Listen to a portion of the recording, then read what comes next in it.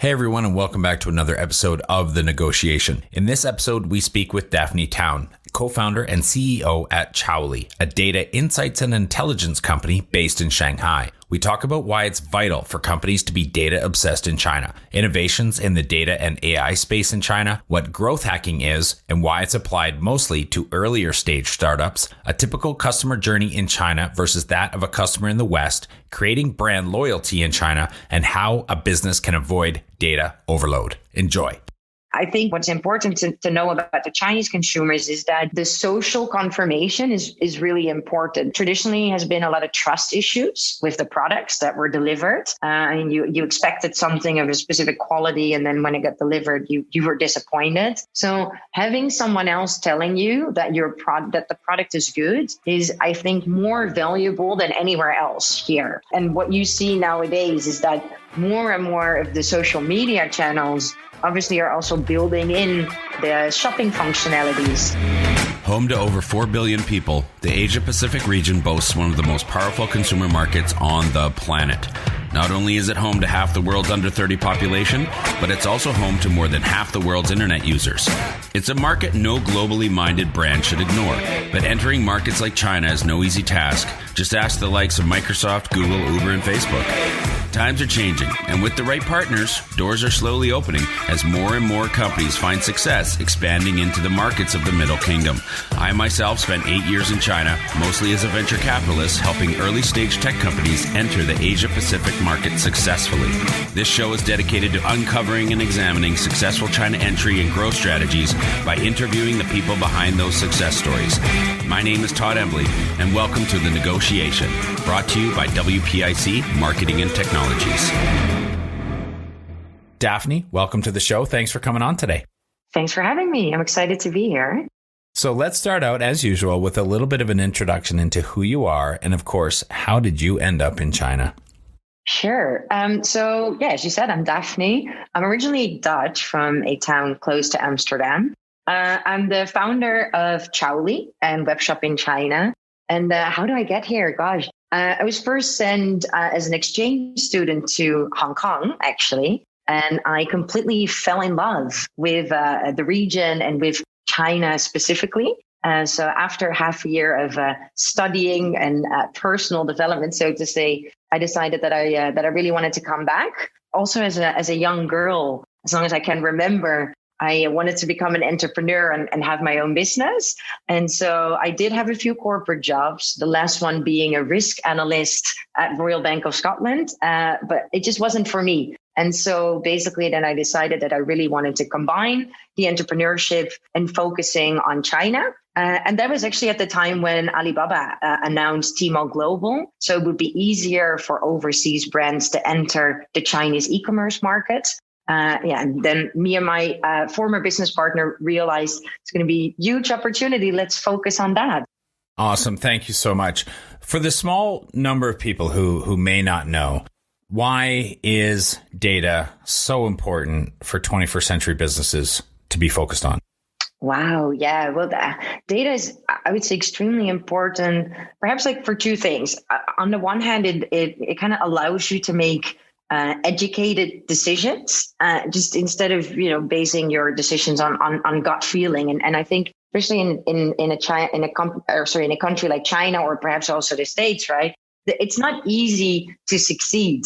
And many brands prepare because they don't, or they fail because they don't prepare well and they don't really know what they get themselves into. So using data as a preparation point, as understanding the market, is a good way to assess your success and to see if indeed you should put your money on that. And I guess the other part is also that data in itself help you assess whether your performance is okay, right? Whether you are successfully entering the market. Having that data in hand is, I would say, extremely important. How amazing is it to be doing what you do in China, which for me is the land of data. I mean, it's where it's going to be the heartbeat of artificial intelligence globally moving forward. I can't imagine a better place to be in a space where I'm dealing with data. Absolutely. Data. And also in our case, a lot of it obviously relates to the data of e-commerce. In a country with 900 million internet users, everyone, doing their online shopping. It's like 52% of total retail is online. So there's so much going on here, new platforms establishing so frequently. Also, again, bringing more data. So yeah, extremely excited to be here. Can you talk a little bit about, and we're going to get into overviews of the types of data and stuff, but before we get there, what types of innovations are you seeing that, in that kind of data, AI types of space that, is just kind of making you so happy to be doing what you do in China versus some other place in the world? I think in terms of data innovations, it's just, for me, what's very interesting to see here in China is, I guess, the mindset shift of how to use and apply the data, right? I think when years ago, there was a lot of businesses, also because there was a lot of resources available, it was just try and see what happens, right? A lot of trial and error. Whereas now that the things are becoming more mature here, it's not only the availability of the data, but also how it's being used is becoming more and more advanced, and the insights that are being drawn out from it. So what we see is that, especially when it comes to growth hacking, with how can you become and have a successful product launch on the Chinese market. It's not just try it, but prepare it well with the data at hand. And that's, for me, a nice thing to see happening in terms of the data innovation. Growth hacking is a term, a bit of a Silicon Valley term that gets thrown around a lot. Can you maybe do us a favor and just break down in simple forms, layman terms, what is growth hacking essentially? Sure. Yeah, because there's so many definitions and everyone's talking about it.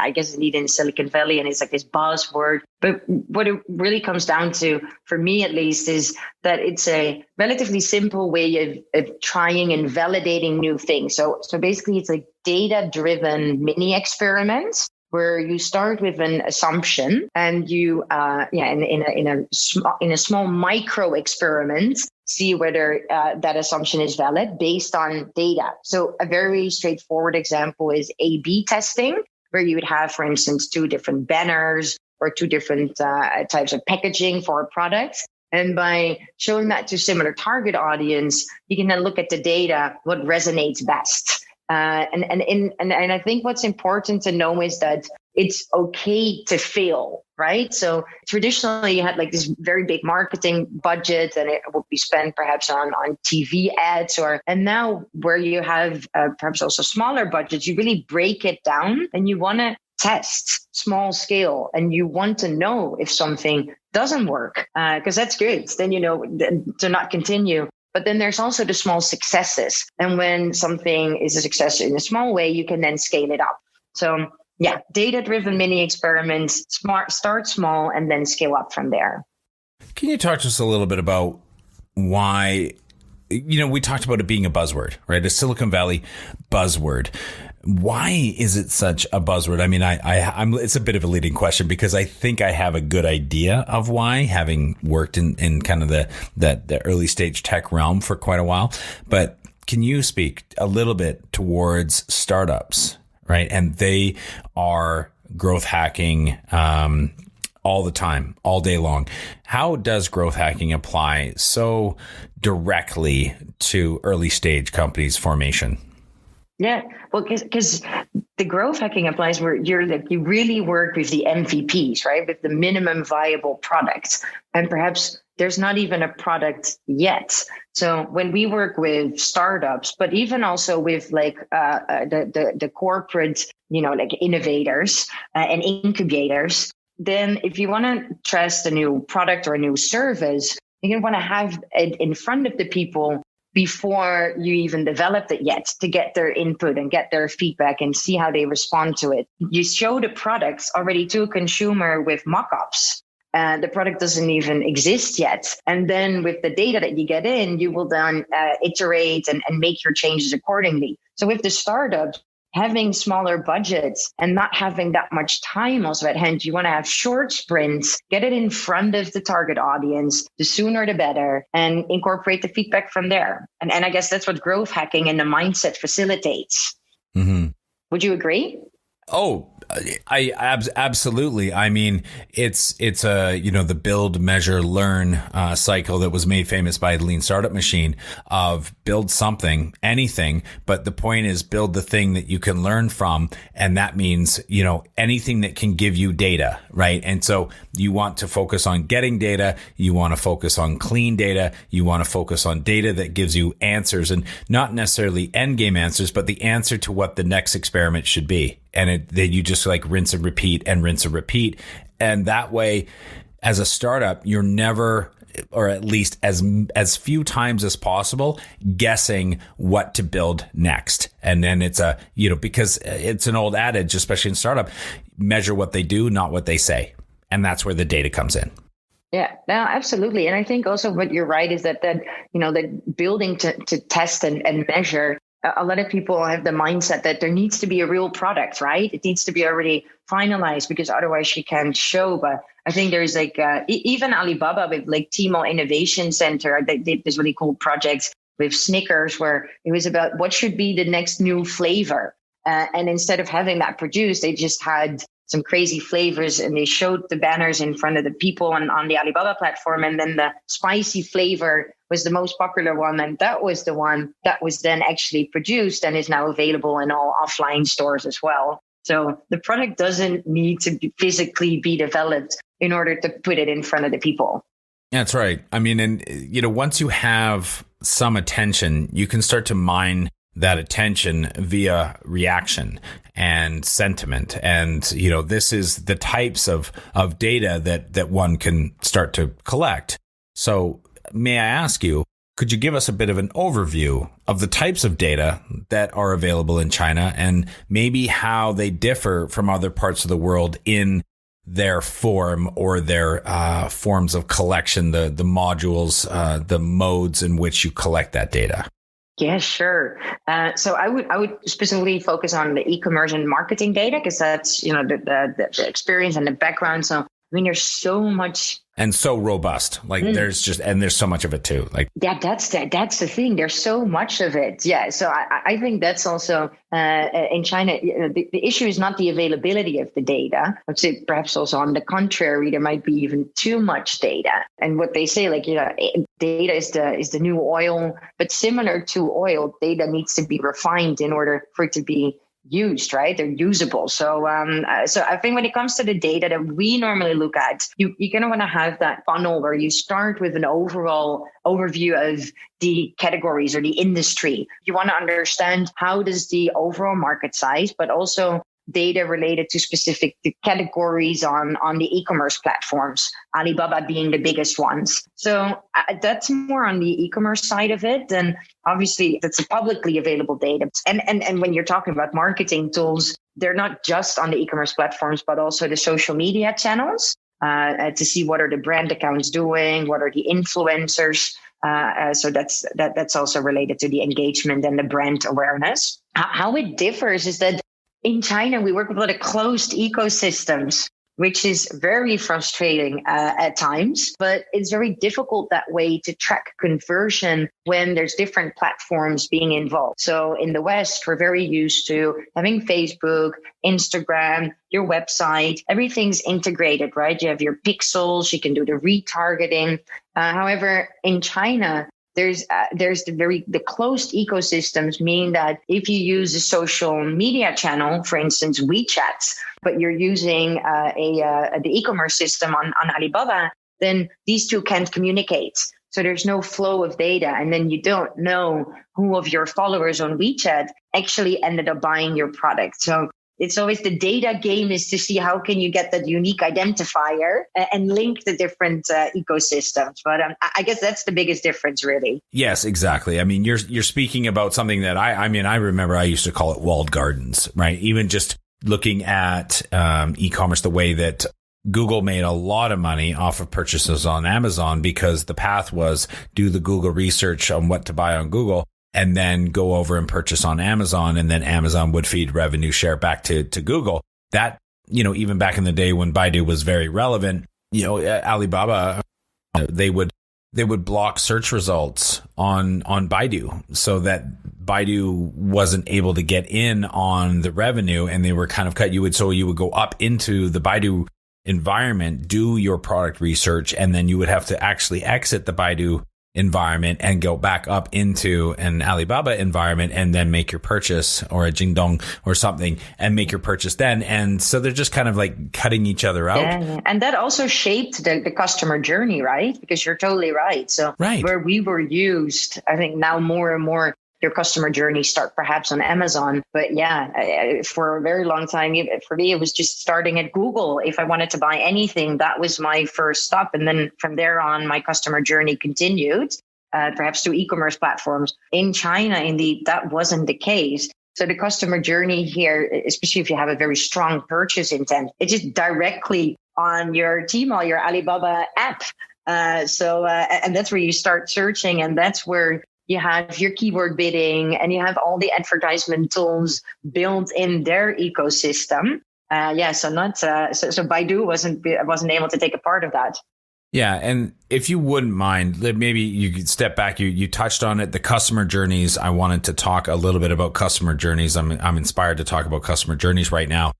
Can you tell us a little bit about what the customer journey looks like in China and how it differs from maybe what they experience in the West? So the major difference, I would say, is the number of touch points. I think there is a McKinsey research where they said that on average in the West, it's around 6 touch points with a brand before the purchase. And in China, that's around 8 or 9. So I think the Chinese consumers overall are very savvy. And when dealing with a new brand or a new product, they kind of do their online due diligence, so to say, right? So when it comes to the customer journey, obviously, it starts with the awareness. How do you know about a specific product or service? And that awareness is either on the social media channels or, for instance, on the e-commerce platforms directly, right?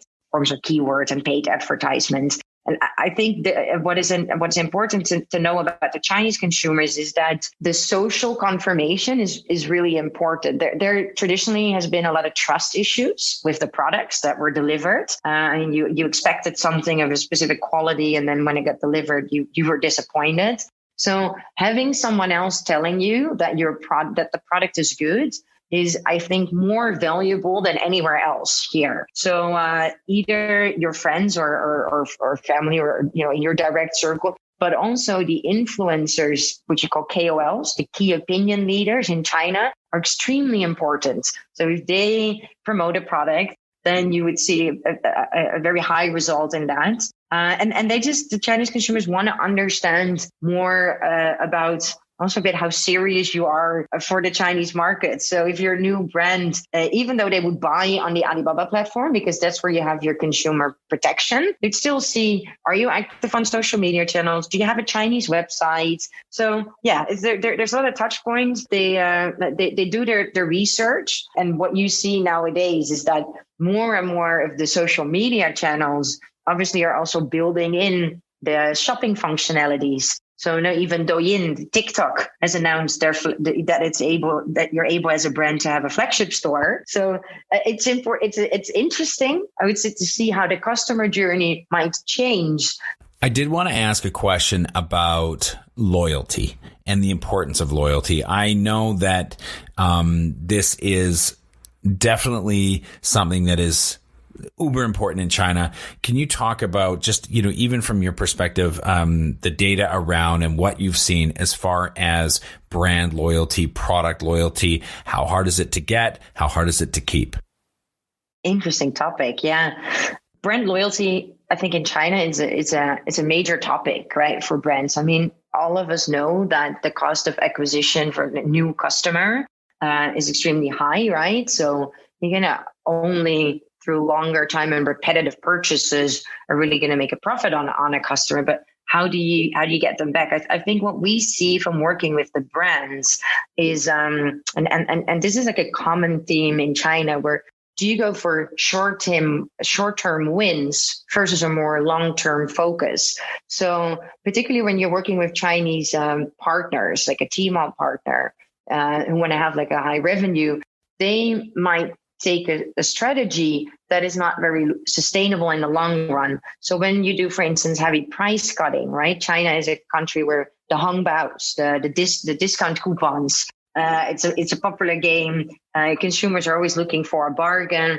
However, if you that can deteriorate your positioning and attract the wrong customer base. So I think, in my opinion, it starts with attracting and focusing on your true customers, your target audience that that also, for instance, have the financial means to come back and buy the product without the Hongbaos.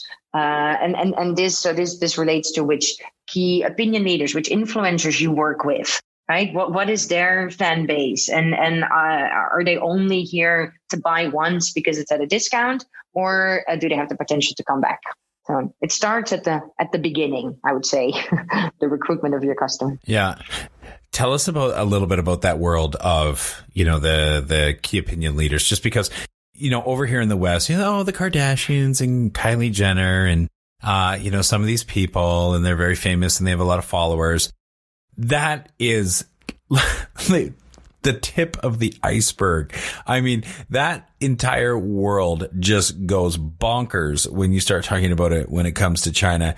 Can you, just talk a little bit about, that world, the KOLs, the influencers, the live streaming, just, touch on all of those points. Sure. Yeah. I don't even know where to begin, right? The whole KOL industry here, it's just insane almost. It's the influencers have indeed such a big influence on the shoppers that they, there was one, the famous female influencer. She's doing a deal with selling Mini Coopers, the car. Her name is Becky, and she sold like hundreds cars, minis, in just 5 minutes time. I think recently there was even like an exhibition to the Mars or some kind of space trip, and then even that was managed to be sold because of the use of a KOL. So this whole live streaming, whole sharing the products, it's an industry that we don't even know half of in the West. So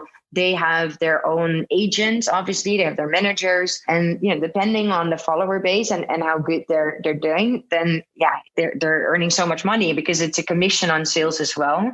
I think what's important for brands to realize, because often what we see with the deals with the KOLs is that they're, for instance, sales targets, but that it's also important to have a clause in there or just mentioning that the return rate can't be too high because there's a lot of fake sales in there as well, right? So as with anything also in China, you just need to carefully select who you're working with and how trustworthy are they. And also, then again, how trustworthy is their data?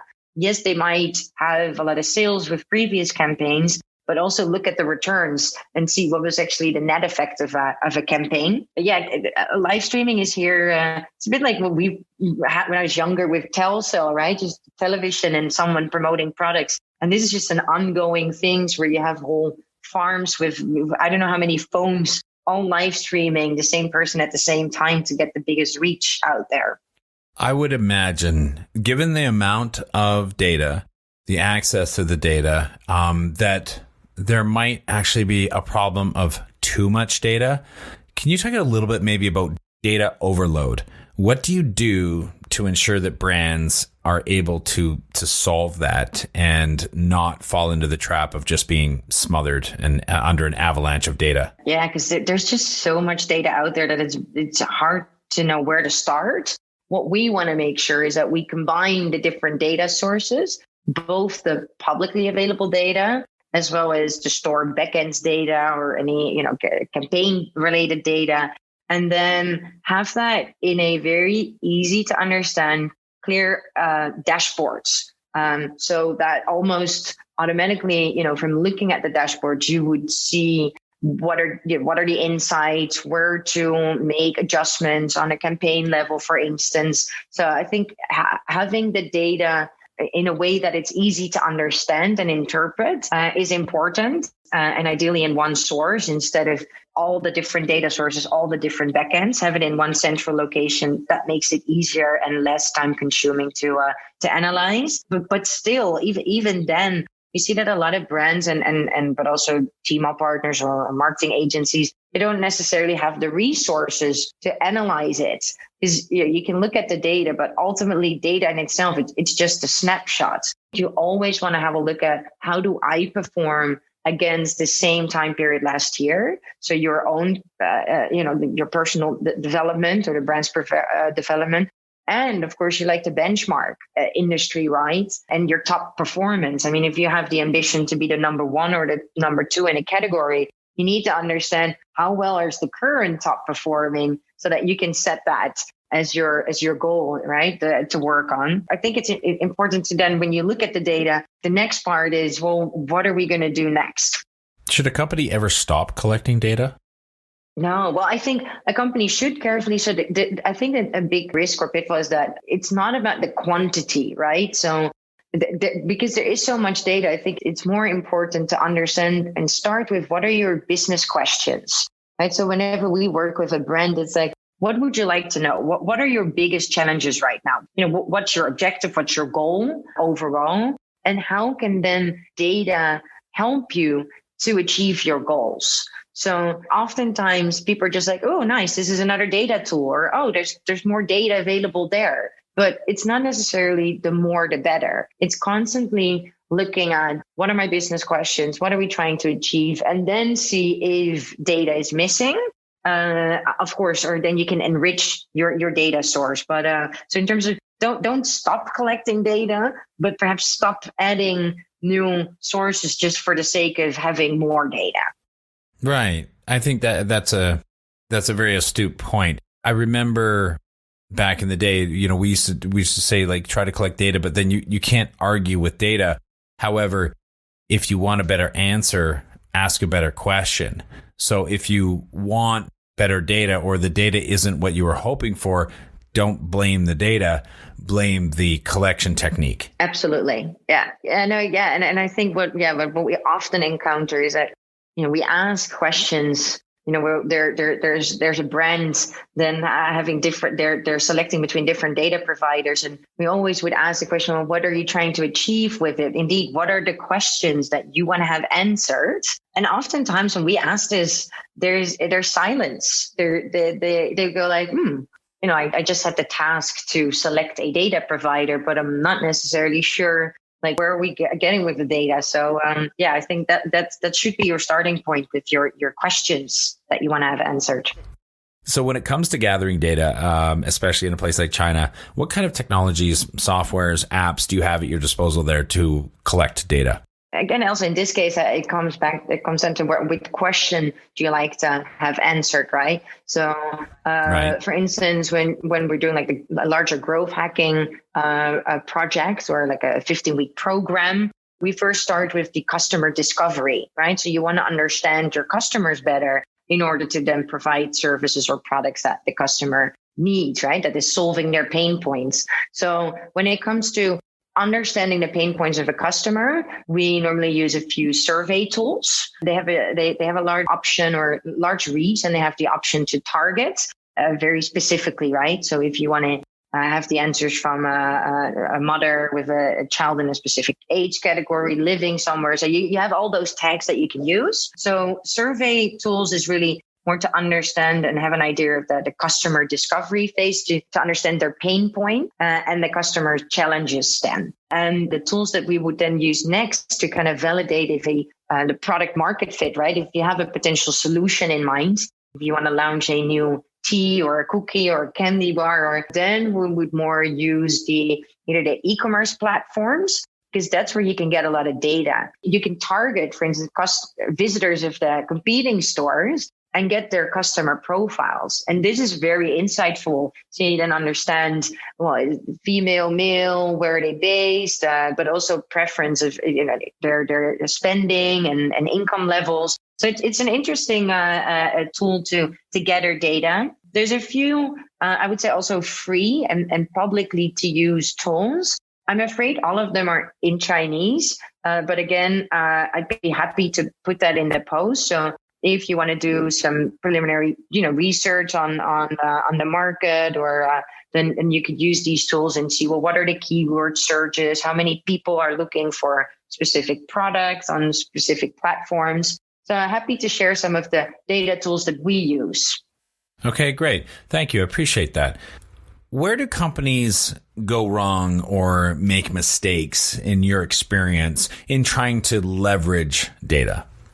I think overall, one major part is the focus on the quantity instead of the quality of the data. And as we mentioned, the quality really relates to, the questions that you want to have answered. So the approach to using data should be, there should be a nice, good method behind it, a methodology where you first come together with your team, see which what are the challenges and where do you like to get an answer to, and then from there find which data sources could help you with that. And not necessarily the more the better. And I think what we see often is that there's not really a dedicated person, a team, well, if not a person, who is there to kind of not only analyze the data, but also verify the reliability of the data and the credibility. Yeah, I want to move to talking a little bit about kind of the first person data,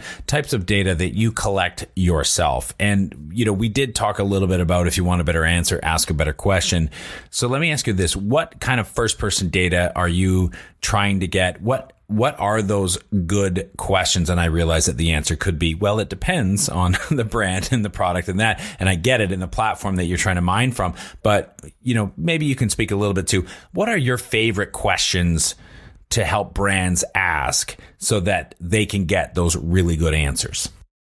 Yeah, well, so my favorites personally also related to the growth hacking and to understanding the customer better is to do these digital experiments on like a Alibaba platform, right? So, and the questions relate to what's my hero product, right? We did a research for a beer brand, and they didn't know it was a flavored beer, which flavor would work well. And then the most common thing is either a lot of companies do desk research, or you would have like a panel. But still, if you'd ask me, putting people in a room where you pay them to give their answers, to what extent, does that maybe bias their answers? So I would say like a very independent or objective way, to do such thing is just create different banners, and just the only thing you change is the flavor, and see what customers respond better to, and based on the data, right? So it goes from the star products to what should be our target audience, right? You can do a lot of testing with different audiences and see what works best. Related to, I always find a very interesting one, the price versus the features of a product. Are consumers willing to pay a bit more if there are more features on a product, right? You call them the conjoint analysis. But these for me, is very practical things to understand anything related to your marketing mix. So either your product or promotion strategy or packaging, and so related to marketing and e-commerce insights. That for me excites me most. Interesting. Okay, thanks. Well, do you have any other sources of other people's data, the third-party data that you may have access to, that you enjoy, that you find is actionable and very usable? And to what extent do you trust the data that you see being provided by third-party sources in China? Sure. I think, slightly coming back to, so when you're talking about more the first person, besides, you can do your own experiment, talk with your partners also should have access. They have a lot of feeling with your brand if they work with you and know a bit about the market. So this is where we get a lot of, I would say, firsthand data from their side. And if you don't have such partners here locally, if you can't communicate directly with the consumers, if you don't have the means to, for instance, to use a survey tool or all of that, then indeed you could go to the third party data sources. There's so many of them. Daphne Tuijn, Thank you so much for coming on the show today and sharing all of your information, all your insights, all your experience. It really was a pleasure having you on the show today. Thanks so much. I appreciate it. It's my pleasure. Growing a company is hard. Doing it in a foreign market? Exponentially so. The best piece of advice I can give you is not to do it alone. When you start looking across the pond for further expansion possibilities, and I sincerely hope that you do, make sure you choose the right partners to do it with. My good friends at WPIC Marketing and Technologies have almost 20 years of experience helping brands just like yours enter China. I hope you enjoyed this episode of The Negotiation, and if you're interested in being a guest or want to connect with me or any of our team, please reach out to us at podcast@wpic.co, and be sure to rate, comment, and subscribe wherever you get your podcasts. 再见。